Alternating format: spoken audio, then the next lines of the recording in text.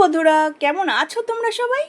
পনির খেতে ভালোবাসো? কে কে আছো? আজকের রেসিপিটা শুধুমাত্র তোমাদের জন্য। চলো তাহলে শুরু করি। আজকে বানিয়েছিলাম একদম ইজি অ্যান্ড সিম্পল পনির ভর্তা রেসিপি। কড়াতে দিয়ে দিলাম বেশ খানিকটা সাদা তেল। তেলের পরিমাণটা অবশ্যই খুব বেশি করে দেবে, তাহলে খুব টেস্ট হবে। রসুন কুচো অ্যাড করলাম। রসুনটা একটু ভাজা ভাজা হয়ে গেলে আমরা একদম ফাইন চপ পেঁয়াজ অ্যাড করব। পেঁয়াজ কুচো দিয়ে দিলাম।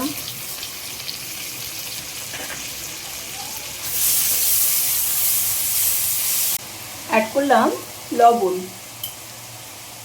খুব সামান্য হলুদ গুঁড়ো, খুব সামান্য কাশ্মীরি চিলি, সঙ্গে দিলাম কিছু লঙ্কা কুচো।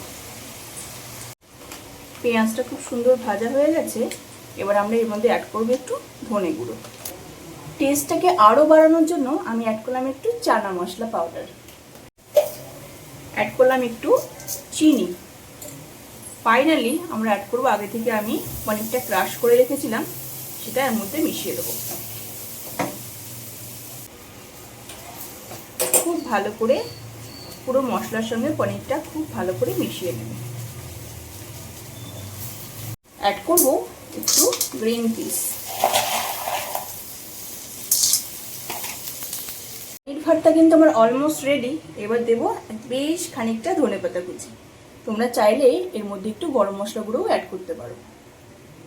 এরপর রুটি, পরোটা, নান যাই হোক তার সঙ্গে একদম জমে যাবে।